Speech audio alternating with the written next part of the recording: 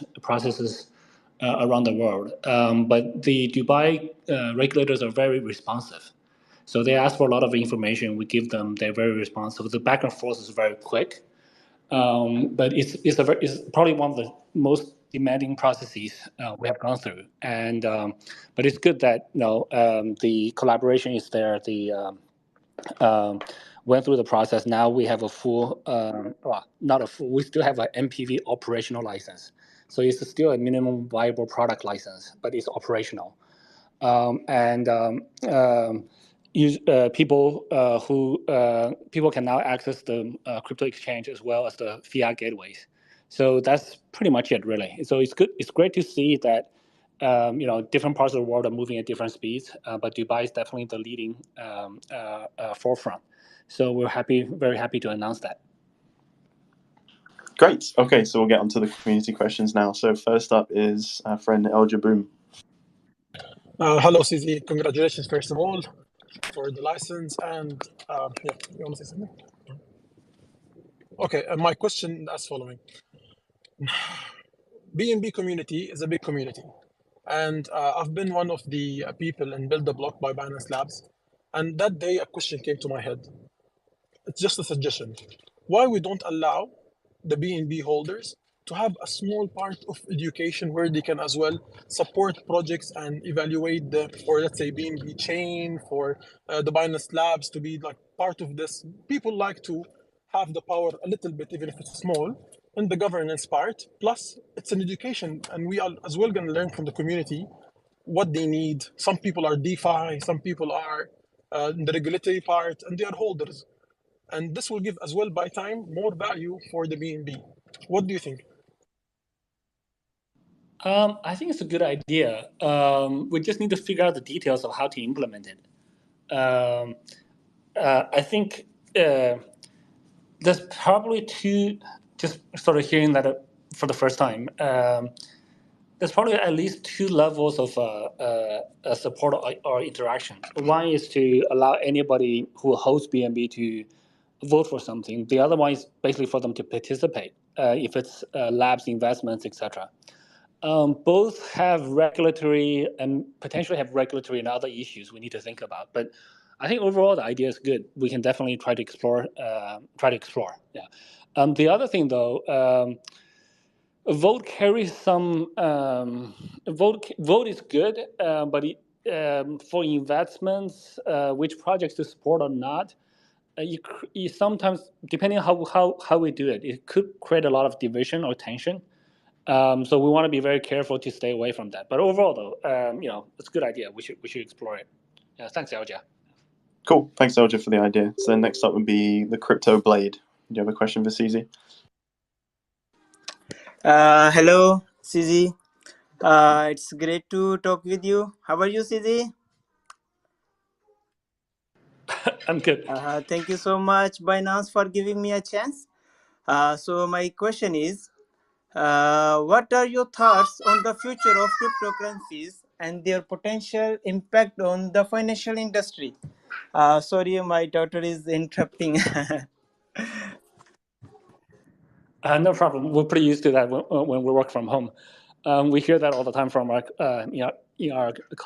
colleagues, etc. The question is pretty broad. I think it's going to have lots of implications, and it's going to have a huge impact. It's probably one of the biggest impact technologies we currently see. I think AI is probably another very big impact technology, but AI impacts doesn't impact a different set of human societies, different aspects of human society. Whereas blockchain is going to impact the financial sectors much more directly first, and then other industries too. So I think those two are probably the biggest technologies today that has the biggest future impact. And then I can spend hours, talking about the different potential impacts, etc. But that's, I think, there's plenty of stuff like that on the net already. All right, nice and simple. So then, thanks, Crypto Blade, for that one. Next up is Axel. Oh, he's dropped. Okay, well, give me a second. We're just going to bring a couple more people up.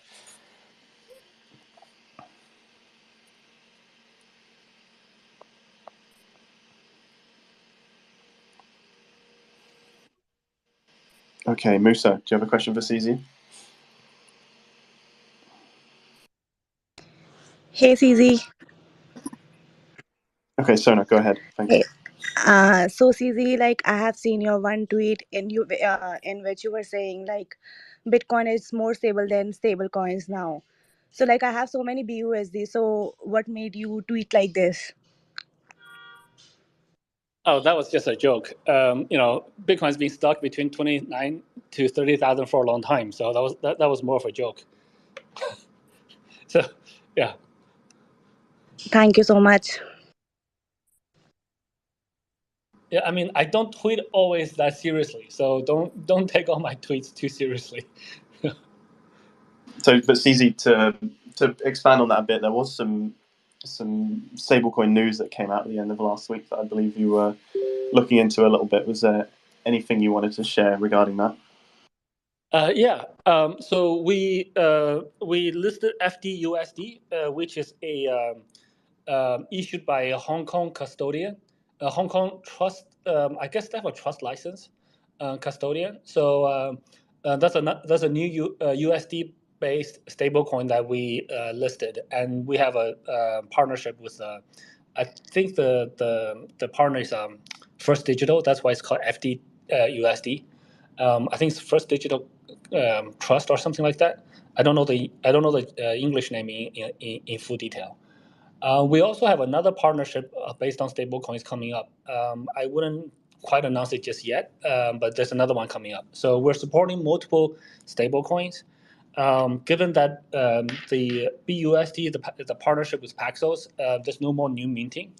And so we're working with multiple other partners in different regions now. So it's actually more decentralized, more spread out. Yeah. Excellent. Okay, next up we got Ben. Ben, you have a question? Hi CZ. Hi everyone else. Just for the UK-based users, we used to withdraw money directly from Binance to our bank accounts, and now that has stopped. Just wondering if there will be probably another third-party payment solution so we can withdraw the fiat directly to our banks. So short answer is yes. We are looking for other solutions. I know the teams are working really hard looking for other solutions in UK or Europe.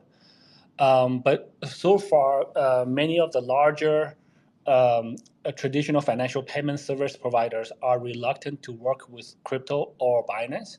So so it's been a bit difficult. I guess some of the negative news do have that effect. So sometimes negative news, what we call FUD, from mainstream or from what we call old school media, do have that impact, and also some of the litigations have that impact too. So there are negative impacts to our users and to our business, but we're also working with new partners. But what we found out is whenever we lose one partner, we always get like 10 different guys coming to us say, "Hey, we want to work with you. We can replace them." We are exploring many different new avenues. So hopefully we'll be able to restore something soon. And on top of that, we're also trying to work very hard to resolve those other issues in the first place. I don't think we'll be able to stop FUD, but hopefully we can resolve some of the litigations, etc. All right, thanks Ben for the question. Next would be Cryptoholic. Nice name. Yeah, hi CZ. I'd like to ask you a question. Like, we are from Bangladesh, and there are like 50,000 people who has been trading on Binance. So, but it's not. We actually not sure whether it's legal or illegal because the government has not yet declared anything. So, do you have any information about whether Bangladesh government is thinking to legalize, or any information about Bangladesh on crypto? What do you think? Short answer is no. I wouldn't have much more information about almost any particular government, how they view crypto, etc. Most of the information I have is pretty consistent with what's available publicly. So and we are generally fairly public about what we do, right? So which countries we're in, which countries we're not. So I believe I don't have, well, right now I know I don't have much more private information about Bangladesh or most of the other countries in the world. So yeah, I think I'm pretty sure that you will probably know better than more than I do, because you're there. You interact more with the government. Cool. Well, thanks, Cryptoholic, for the question. Just a reminder to everyone listening, if you want to ask CZ a question, just raise your hand and we'll bring you up onto the stage. So next is Sean. Hey guys, thank you for the opportunity. So I wanted to ask, what is your opinion regarding the evolution of community fundraising? Like in 2017, it was a ICO, and then it's evolved to a IEO, and in 2021 we have IDO. And like, I'm interested to understand your perspective regarding the community fundraising in the next evolution of it. Yeah, so I actually think that community fundraising is probably the biggest killer app that we have had in crypto so far. Maybe no longer the biggest. DeFi, etc., are pretty big, but no, being able to raise money by issuing a token and then use that to support your project is a method that wasn't available before 2017. So now people, entrepreneurs around the world can issue a token and they can raise money globally from their global supporters, etc. Before crypto, it's quite difficult to do. If you have a new idea, typically you raise money from VCs, and most countries don't have as many VCs as some of the developed countries. So if you're living in a less developed country, then you are by default disadvantaged from an entrepreneur perspective. So that is great. ICOs became so powerful. It was so easy to raise money that so many scammers do it too. And then you give ICOs a bad name. But many strong projects today came from ICOs from 6 years ago, Binance included. There's many other projects in the space. I think Ethereum was probably the first ICO itself, right? You raise money on the blockchain. You raise money even without the ERC20 token that he had. And then there was AntShares, Neo. There was a bunch of other projects. So that's a very powerful tool for people all around the world. And then it also allows investors, small investors, to invest in projects they like. You can invest $100, $50, etc. Because ICO got a bad name from 2017, then Binance started doing IEOs, Launchpad, from 2019, and then of course there's IDOs on the DEXs, etc. There's many. So regardless of the name or label, we just gotta recognize the fundamental mechanism that blockchain technology blockchain plus crypto allows people to raise money. I think that will continue. Now the craze have died a bit. People are more aware of scams. They look at different projects in more systematic ways, and hopefully people will become more and more sophisticated in how to participate in this type of structure, and then we'll see less and less scam projects, and then we'll see more real projects.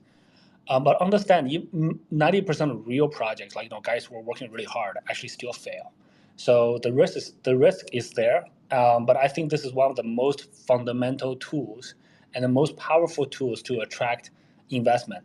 Almost every country wants to attract foreign direct investments, what they call FDI, and this is the most straightforward tool to do that.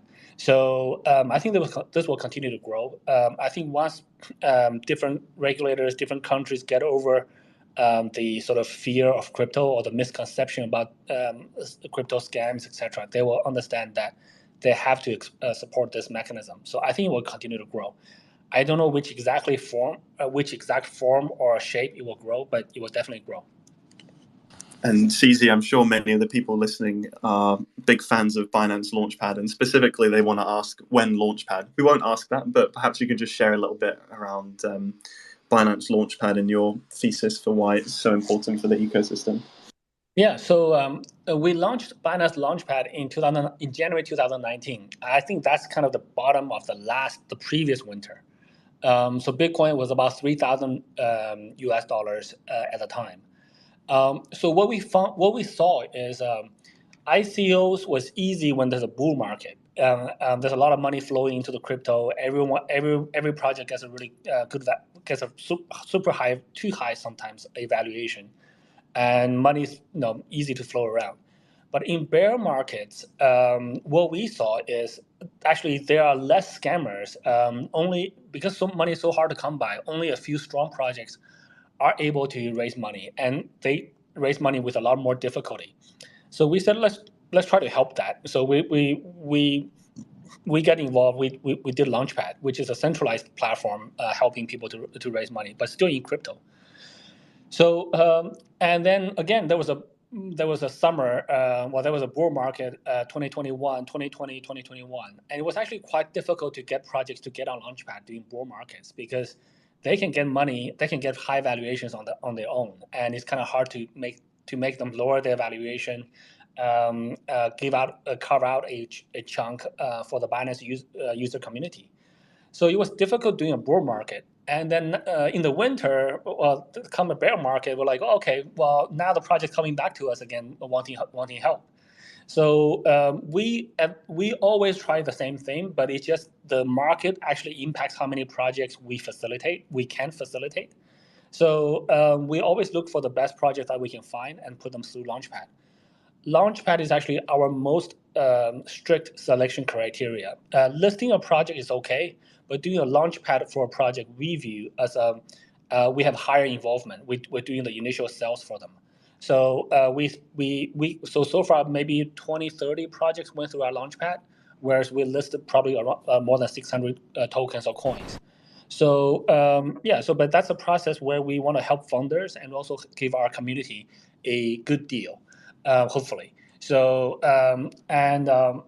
so that's kind of how we design or want to operate Launchpad. We'll continue to look for good projects in the space, a bull or bear market, but we have very high requirements for the project.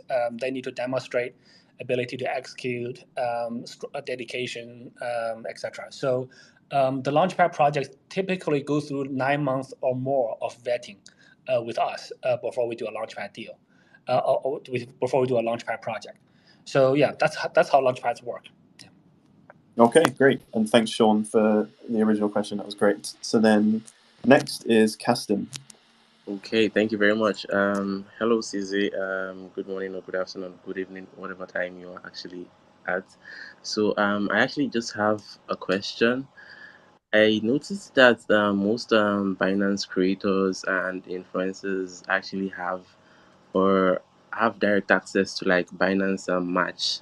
I mean, the wares, the bottle, the towel, and the rug. So I wanted to ask, like, is it kind of possible by which we can actually purchase this merch on the Binance app, so we don't actually like get like weights or something like that? Sorry, I didn't quite understand the question. The purchase It's match? about Binance merch, CZ. Oh, the Binance merchants. Oh, okay. No, merch like t-shirts, hoodies, stuff like that. Okay. I got it.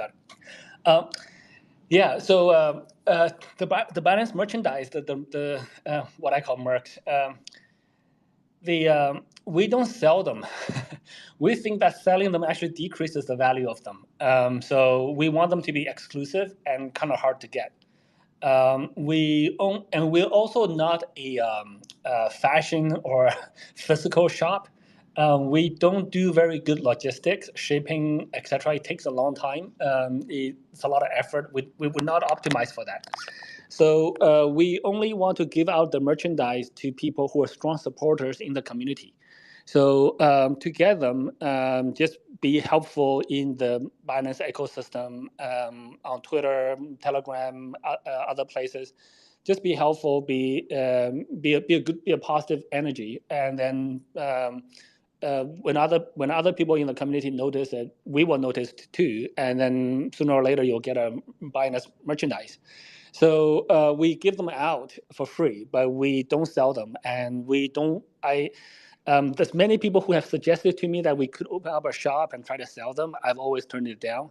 I want us to focus on being a software business instead of a hardware business. So, yeah, so we do actually spend quite a bit of money and on the merchandise and shipping and a lot of energy too. But I think it's just a good way for us to show appreciation for people who have been helpful in our community. So yeah, that's the Binance Mercs. Yeah.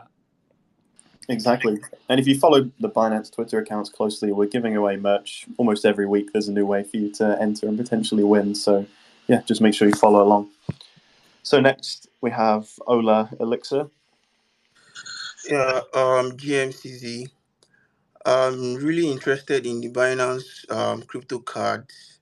I am wondering if you could tell us more about your plan to launch the card in Africa and how is this going to benefit the African users of Binance?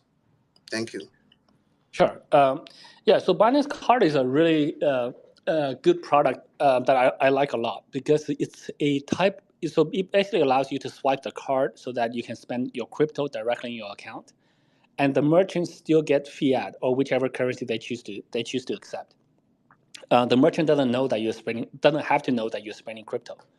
So it's kind of a off ramp in our sense, but it's a spending card so that people don't have to think about selling crypto anymore. So it actually allows our users to stay in crypto completely, so that you just spend whenever you need to spend money. You don't have to convert into cash or fiat, and then transfer to your bank account and stuff like that.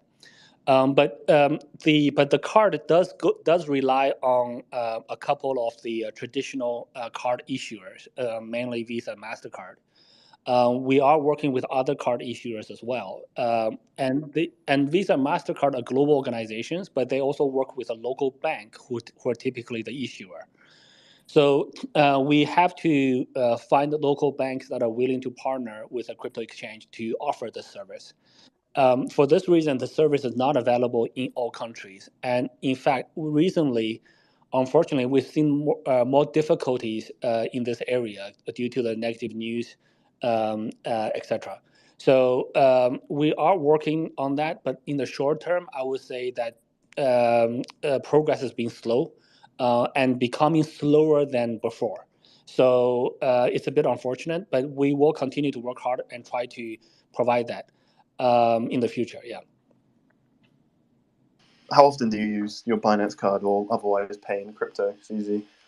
I use it almost every day. I buy stuff, online. I don't go shopping really, but I buy stuff online. I pay for my meals. When I meet people, I usually pay for my coffee, etc. So I use it every day. So I don't.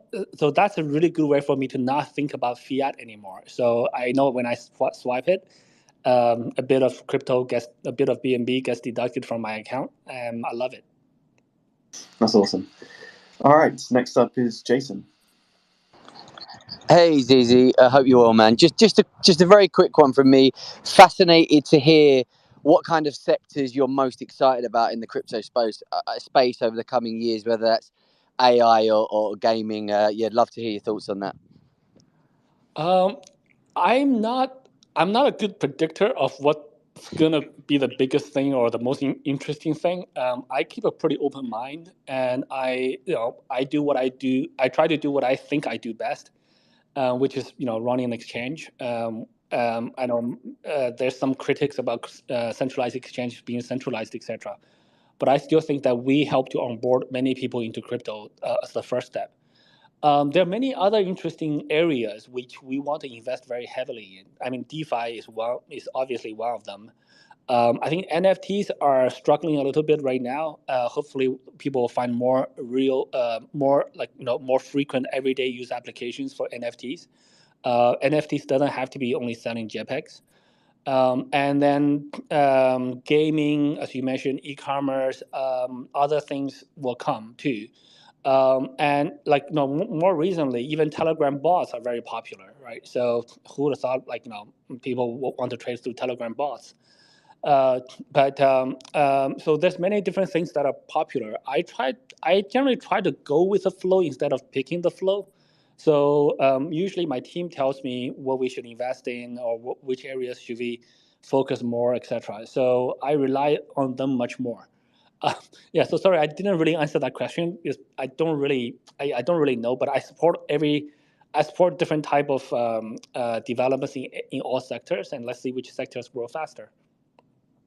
And CZ, obviously, trends for a business such as Binance are very important because this industry moves very quickly. How do you set up your team in a way where they can keep track of trends and allow you to act quickly where necessary? Well, there's a couple of different things.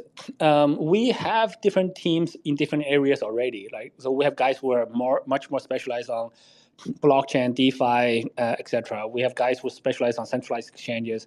We have guys who are more tuned into in the NFT area. We have guys in other areas too. So those guys typically will give me information over time. We monitor those business units as well, right? So I don't like any fancy PowerPoints, etc., but I do like to see bar charts. So I think bar charts generally show a trend much better than numbers. When we don't try to invent trends, but when trends are happening, we want to latch onto them quickly. So we gotta for that part, it's more to I think identifying trends are not that difficult. There's so many different data platforms in the space, and if you just stay on Twitter, you just kind of know what people talk about more often. So the harder part is how to catch trends when they happen. Do we have the right team, or can we assemble a new team quickly with strong guys that can execute and do a similar product, or are we able to identify leaders in the new trend space and invest in them?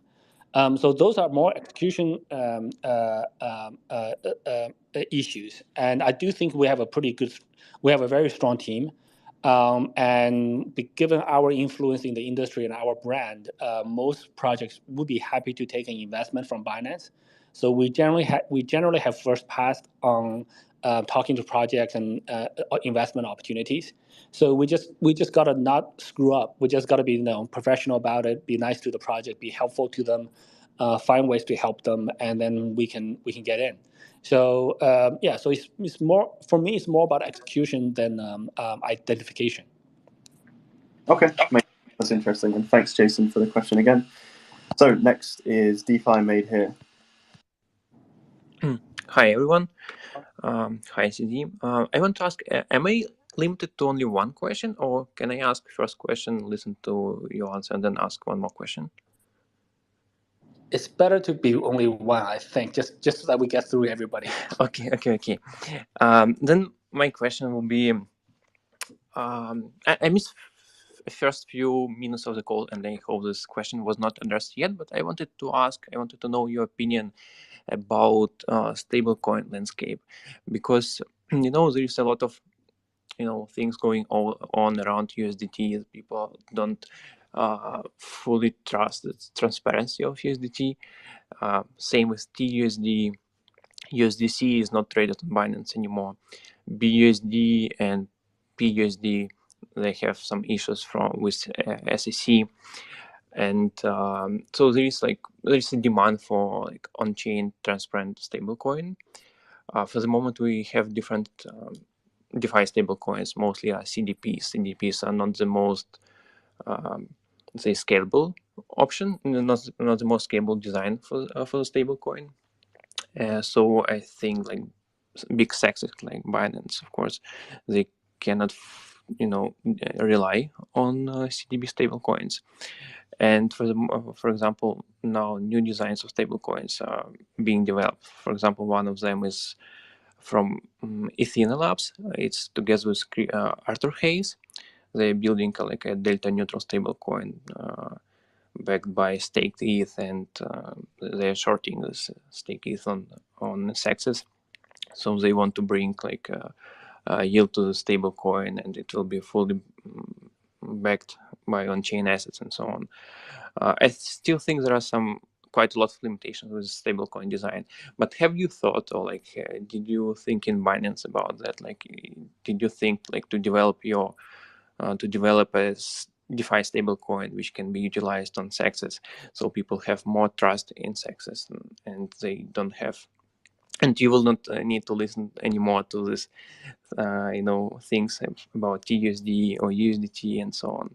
So like this is basically my question. Okay, thanks for that long question. I think it's the question is quite insightful, to be honest. And then there are very many different types of stable coins, and we have seen many different issues with different stable coins, right? So first of all, USDT has a very large market cap.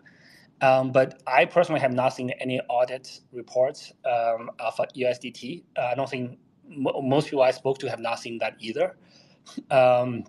So it's kind of a black box, and black box because we don't know. So there's a certain level of risk nature to that. But it's the largest right now. It's by far the largest. And then for that reason, we partnered with Paxos to do this regulated stablecoin. Everything's audited. And the fact the wind down is very orderly shows all the assets are there. But guess what? It was regulated in New York, and the regulator shut it down. So the regulated stable coins have that risk we didn't foresee.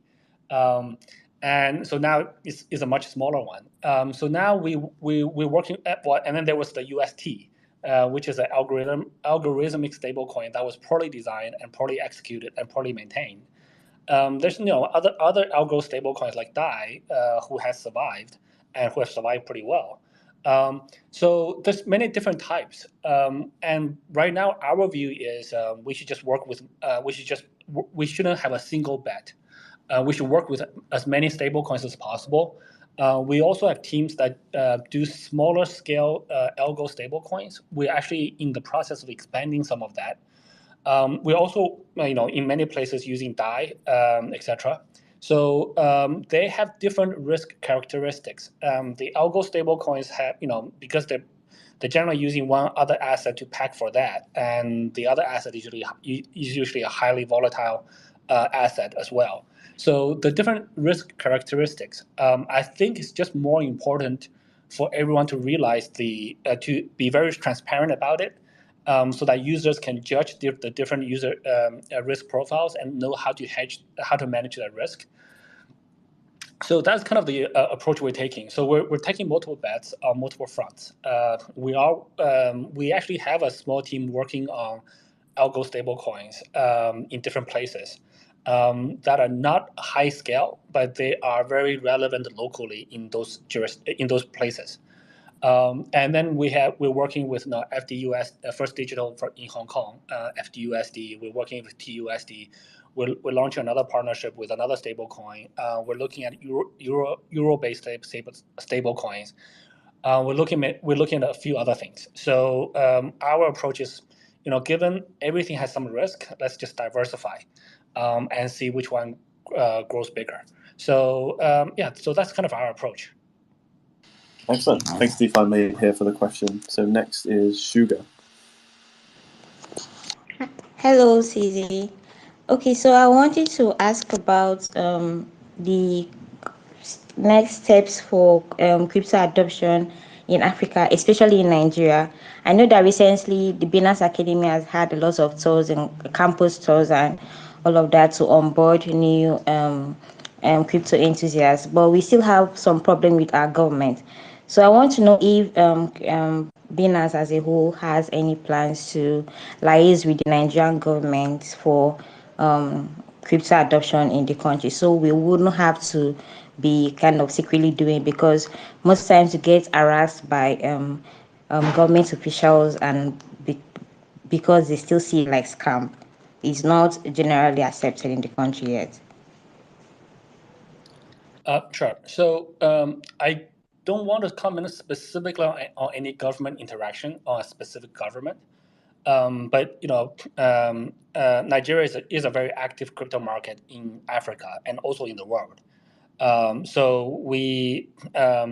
But Nigeria's government are somewhat hostile towards crypto. I wouldn't call them the most friendly place in terms of crypto adoption, regulation, adoption, etc. So we actually do not do any active marketing in Nigeria anymore, but the user community is quite active itself. So, and almost everywhere in the world, we always try to work with governments, with regulators, etc. But not every government is at the same position in their stance towards crypto. Some are open arms and welcoming it. Some are very skeptical about it, and some don't even understand it. Different and governments are not just one single entity, right? So there's always many different people in a government, and some people are very have in-depth knowledge and are very welcoming of crypto. Some people are less so. So so it's always a variety, and things can change very quickly. So we do try to work with every government everywhere if they are happy to work with us. So we do have large educational initiatives in many parts of the world, and I would say much more heavily in Africa. So and we are one of the very few global platforms that have a very extensive that spend a lot of effort in developing Africa as a market. So so we are trying to do many things, but Africa, to be very frank, is usually not the leading country in terms of designing regulatory frameworks, etc. So I wouldn't expect them to be the leaders in the crypto space just in the short term, but we are trying to work with all of them. Yeah. Great, thanks Sugar for the question. So next is Don. Hello everyone. It's a pleasure to be here. Thanks so much for allowing me to speak. And for CZ, around a year ago, you followed me. And in retaliation to that, I put a funny video out there. So I hope you enjoyed that. That's on my profile. So it's a pleasure to be followed by you, my friend. Thank you so much. I did have a question for you. So with the rise of regulation and this horrible news we have facing centralized exchanges, and of course Binance being at the top of that, being at the top of the game, they're getting it the worst. And you're doing everything you can possible to lower and to appease these higher industry people. Now, I was wondering, when it comes to DeFi and BNB chain, do you think tools like Bubble Maps, Arkham, and all of that are doing enough to create more transparency within the space and to eliminate any bad actors and bad press upon decentralized finance? And especially, what are Binance doing to help with this? I think it's hard for me to tell if if other projects are doing enough or not enough. I think everybody in this space who can are probably trying to help with the situation, and many of the actions are they're not public. When you talk to government officials, trying to lobby them into supporting crypto, trying to educate them, trying to convince them, trying to discuss with them, many of those happen not publicly. So it's very difficult to see how much effort a project or a group of people are spending on this related initiatives, and this happen all over the world, right? So you can have a small outfit talking to a small country somewhere, in a different continent. So I would assume that most people are doing something along those lines, and they are also guys who are more technical driven, so they're better at creating technical products or writing code. And there are guys who are running think tanks and blockchain associations, etc. That would typically represent the industry in dealing with interfacing with regulators more. So different people are doing different things. I can't judge for other people, but I do think that as an industry, we need to continue to engage and continue to push crypto adoption at the regulatory level. And then for Binance ourselves, we are the biggest elephant in the room. So if for whoever's looking at crypto, it's whether it's users or regulators, they just can't miss us, right? So we would always be the first thing they see in most countries. So because of that, we're in the news a lot. And if you're a news outlet, you can write some news about some small exchange, and people may or may not have heard about it. But if you put Binance in the title, then then people will read it. So like recently, I've seen a lot of news where the news is actually about other exchanges, but the title has Binance in it. So when I see that, it's good for Binance too, right? They're still spreading Binance for us. Not everybody is a Binance user in the world, so more exposure is good for us in that sense.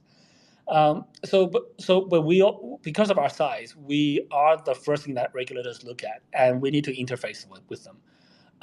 And we need to lead by example. We need to do more. We need to fully engage, etc. We also cover we cover large. We have a large coverage of products. So we also it's good and bad. We have a lot of effort to explain to regulators, teach them about every one of our products. But it's also good that we're the first ones teaching them about many different crypto products. So but it does make Binance a target, and it's also harder to understand Binance overall business. So it takes longer to understand Binance than versus a smaller, simpler platform. So, but it's the responsibility that comes with size, and we just gotta do it. It's not always easy, and we're not always successful. There are still many skeptical opinions out there, and there's still many conservative opinions, and those opinions may or may not be wrong, right? So they may be correct, given the circumstances in some of those countries. So so then we just got to continue on. So we do try to do it as much as we can. And then lastly, the organization's abilities tend to follow the founder capabilities a little bit. I come from a coding background. I was a developer. So I'm not a very good, I don't have a lot of experience running a think tank, industry lobby associations. I can see many other personalities that are much stronger in those areas. We try to hire them, but like as an organization, Binance, we are not a lobbying, we're not a pure lobbying platform. So we're kind of weak in that area compared to our ability to develop products, etc. So we do try to beef those up, but the founders' abilities sometimes influence the organization's abilities. So we have a little bit of mix of that, but it's not for the lack of trying, and we'll continue to try to spend more effort, more money, more resources on that. All right. Thank you, Dom, for the question, and loving the energy as well, by the way. So we've got a couple minutes left, 2 more people on stage, so this should line up nicely. So next is Irina.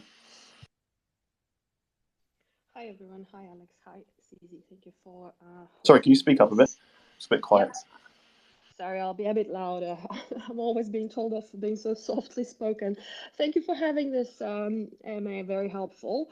What I wanted to ask is, I'm seeing a very strange, huge demand for tokenization of real-world assets, especially in Dubai. Tokenization of property, for example, is attracting a lot of attention, and there's a lot of excitement.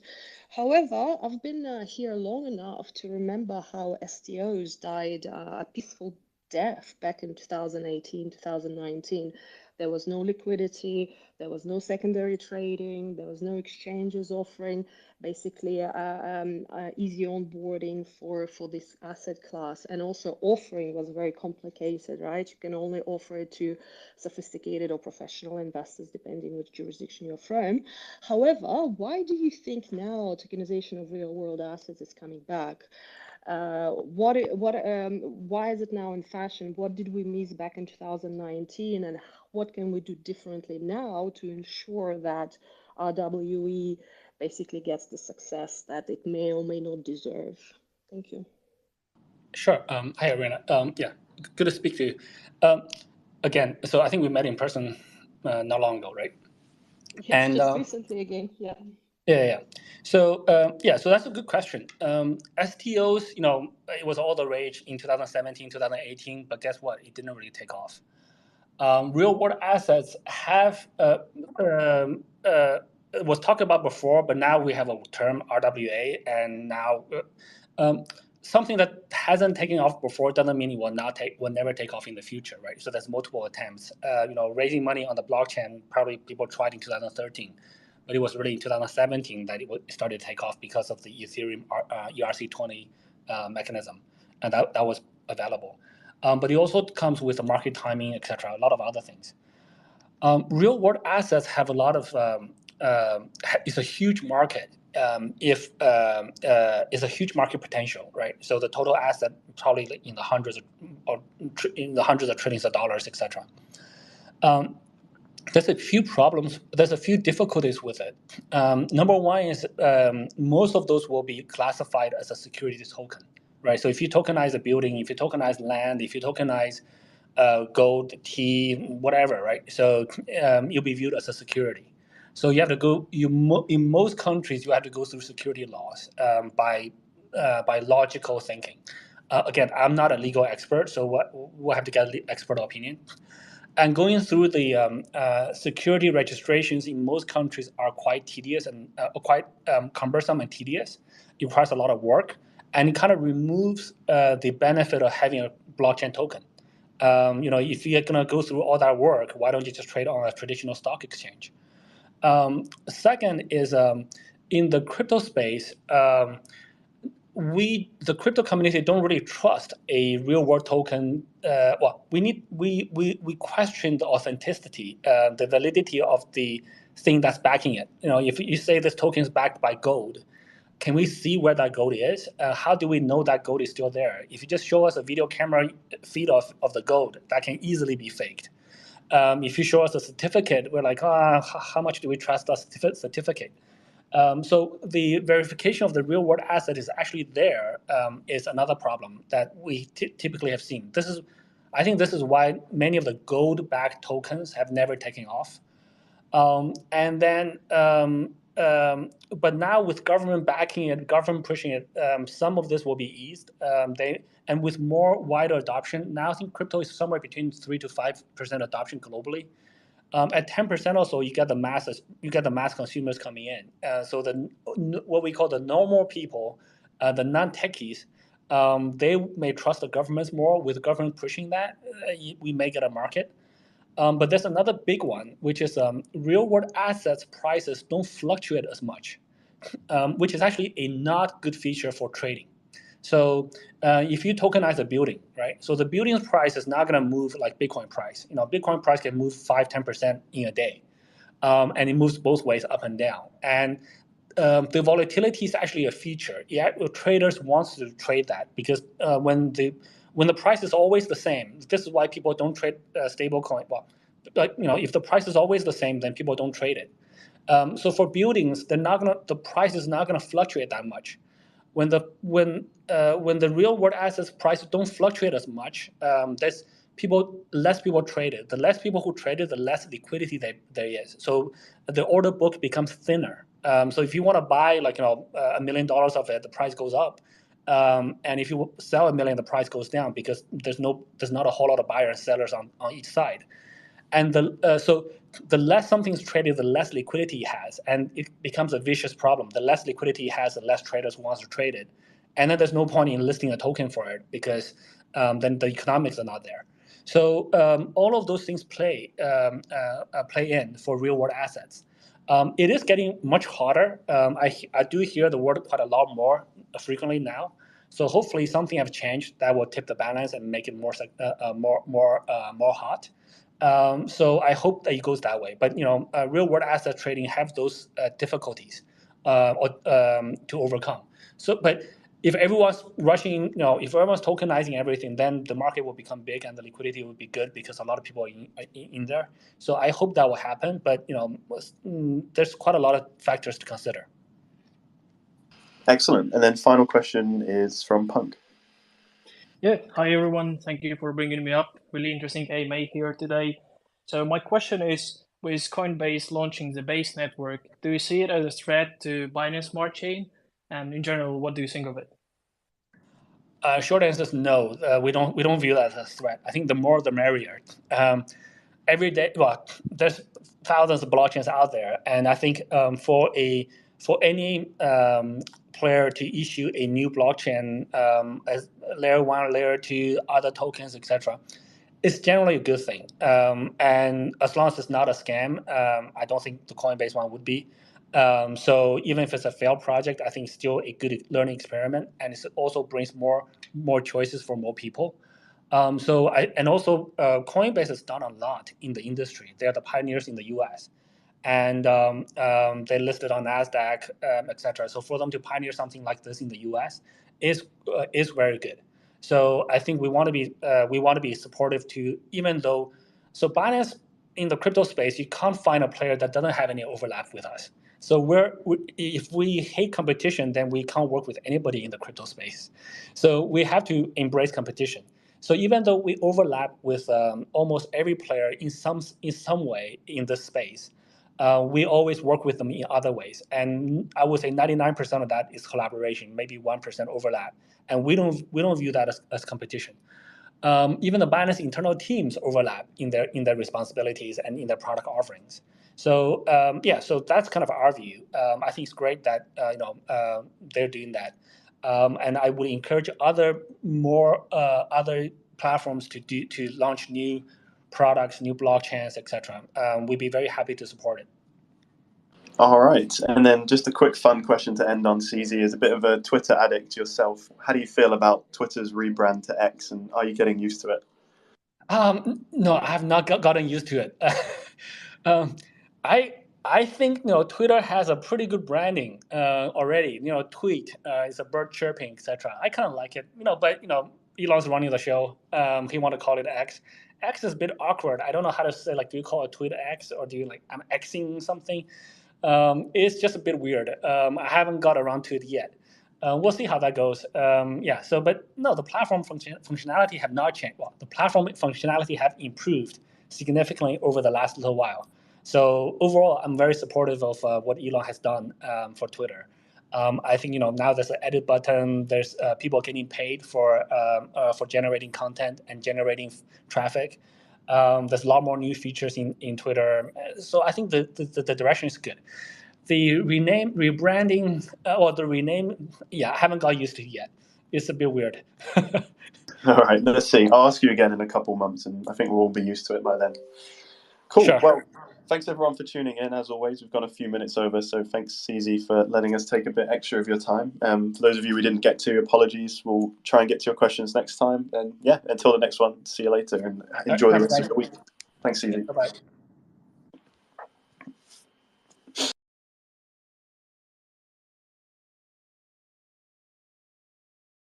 There's never a time with these kind of spaces where anyone that gets brought up has anything substantial to say. It's always the same kind of like mumbo jumbo, which is like, you could go to an FAQ and you could get those things answered quite easily just by, just Googling. You wouldn't even need to go that deep into an FAQ. I hate going for FAQs.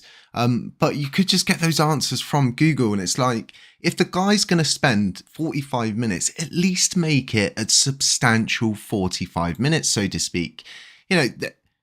Getting good questions up and, actually looking, oh, hang on a minute, we've actually got some people in here who do crypto content. Maybe we should bring a couple of those up. And it was just, when he was touching on the algorithmic stablecoin situation, that in itself is very interesting to hear that he did mention that. And it felt like he had to pause, he had to think about what he was going to say, as to be careful not to blurt out the words USTC. There's not many algorithmic stablecoins in crypto that have been successful. We do have a system that was successful, and if you can restore it, you can make it successful again, so to speak. So I think it's really important. So I'm going to drag this window over. I've been doing some background stuff during this live, but I wanted to show you folks just before I end this here at an hour. I'm going to be doing a video on this, specifically going into it. So back last year on May 26th, LUNC DAO and his community, so to speak, not his following community, but the people he works with and does all of that, they supposedly done a 12% USTC burn themselves. We did see that burn happen. It was a substantial amount, and it adds up to quite a lot of the supply, right? So we can actually see here what happened when they burnt 12% of the supply in one hit. And I think this is I don't think it is. It is simply a historical account of what happens when you burn something. Yes, you may get a little pump a couple of days after, but ultimately it just doesn't do anything. You could You could do so much more with that USTC funding. But the even bigger issue is if you burn that USTC that sat in those wallets, what if like our wallets are next, or some big project that's had to take a year out's wallets are next? And, it raises all kinds of questionable events outside of this blockchain. And if we're aiming to get retail back involved in our sector, what are retail going to think if they're like, well, they can simply just burn the it then becomes, is your wallet really your wallet? Everything becomes questionable. Everything then becomes compromised. There's so many different ins and outs with this. And I think the proposer themselves have just put what is easily acceptable in people's minds, which is there's loads of USTC in this wallet. We can burn it if we want to. Do you want to burn it? So I think it's all stuff to take into account. Tell this to people, show people what you've just seen here, show people on the charting system back in the 26th of May. Go look at the burn history to correlate the dates. Look at everything. Question things. Don't just simply go when someone says to you, oh, we're going to burn 12% of the supply again. Oh, yeah, great. No worries. Yes, I do want the chain to be free. And yes, I do want this all to be community controlled. And what I want is us to make more collective decisions as a community that have deeper thoughts into them instead of just doing that same thing over and over again.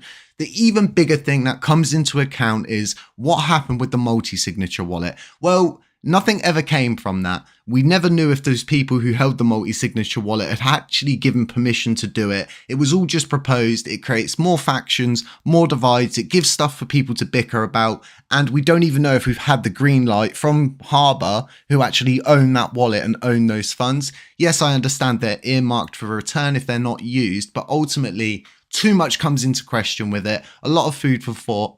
Sadly, we didn't get to go up as speaker. I have been brought up once as speaker before, and that's why I do these whenever I can fit them in. I'm doing this actually on my lunch break. But I do these when I can because we had been brought up once as speaker, and then they took me down. They let Crypto King speak for about 20 seconds, then they removed him. One day, hopefully, someone like myself will get up there and get to ask those specific questions of, I would have simply asked CZ, considering the amount that you do for LUNC as a blockchain, you burn so much, you throw so much liquidity in the drain. Is the USTC repeg not essential to your CEX? Is it not something that you would want to get involved in, considering this isn't going to lose you money, it's going to earn you money? You would also be leading in the new algorithmic sector. You've lost a lot to LUNC previously. What are your thoughts on all of this, CZ? And I think that sort of question, there's a lot in it, but it's very easy to answer. And those answers would lead to so much positive sentiment coming back into LUNC. If you go and look across the board at what all the mass media are saying right now, they're saying we're expecting a 400% breakout, 100% breakout. I don't care what percent they want to put it on, as long as they're doing positive stuff and it's good articles that are driven towards positive sentiment. We can't complain at this point. Folks, I hope you got some good information from this. One more video coming today. Check out the other content on the channel. We do have a node if you want to delegate with us. We really are trying to change this blockchain amongst all of the different people that are trying to privatize it, trying to gain power, trying to gain payouts. We're simply just trying to give everything back to the blockchain. We don't want payouts, we don't want power, and we definitely don't want to control this blockchain. We want it to be free and we want it to be able to just prosper, because ultimately, if we all keep just pulling from this tree, keep pulling from it, there'll be no leaves on it and it will die. And then everyone of these bigger projects that have built in, Terraport and all of those people, right? What are they going to do? Well, they don't care because they've built their own systems. They've harvested what they needed. Build a project like LUNC Penguins. Okay, that locks away 1 billion LUNC and then provides 30 to 40 million trading volume each day. On top of that, it provides a consistent, essential liquidity loop for not only Lunar Classic, but USTC. We also airdrop USTC out. That's the kind of projects we need. We need projects that are going to build as much as they can by taking as little as possible whilst giving everything they can back to their holders. Folks, have a really nice day. None of this is financial advice. It's all for educational purposes only. These are all my own opinions. Stay safe, stay humble, stay aware, beware of scammers, beware of doppelgangers. We'll get through this and I will catch you in the next one. Smash the like on the way out. Drop a sub if you haven't already. I really appreciate the support, and I will catch you in the next one. Big schlep.